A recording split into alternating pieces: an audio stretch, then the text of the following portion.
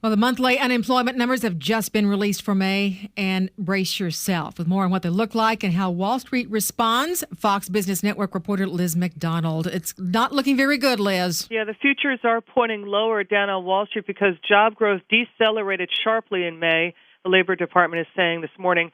Total non-farm payrolls increased by just 54,000, and that's about 60% lower than the 125,000 gain expected by Wall Street economists. Now, as we look at the jobless rate, it rises to 9.1%. How does that compare to last year?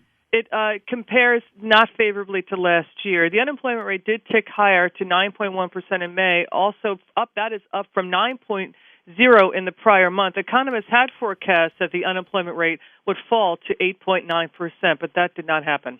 What kind of impact have the gas prices and even the disasters in Japan had on manufacturing? You know, that's a really important question because auto parts are not, basically they're in short supply right now because of the disaster in Japan.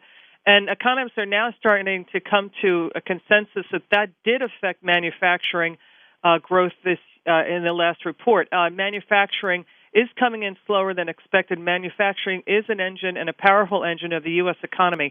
As for the tornadoes and floods in the Midwest and the South, the Labor Department officials are saying they found no evidence that tornadoes or floods in the Midwest and South affected the new jobs data. Oh, these 54,000 jobs, very disappointing in May. What can we expect with the stock market this morning? I've got to imagine that probably a big sell-off, yes? Yeah, we have been seeing a rocky market this week. Because we're in between corporate earnings reports, so always the market acts in a vacuum, and they respond more dramatically to economic data. And we're seeing that happen right now. The Dow is pointing lower. It's now flatlining right now, but the S&P 500, Dow, NASDAQ, we're all pointing lower in trading today. Well, and this certainly can't bode well when summer hiring is just around the corner and a lot of young folks looking for some part-time work. Yeah, that's right. And, you know, what we're also seeing is that a number of people who are still chronically unemployed is staying stubbornly high. We're seeing that basically the non-farm payrolls rising by 54,000 last month. We're seeing difficulties for the new college graduates trying to find a job. This is the smallest job gain in nearly a year.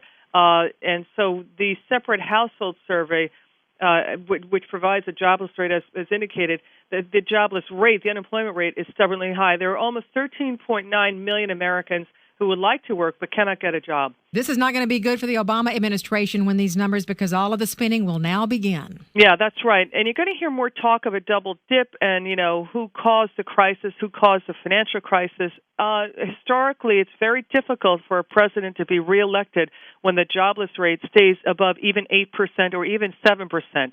I mean, some economists say, hey, we would take 7%.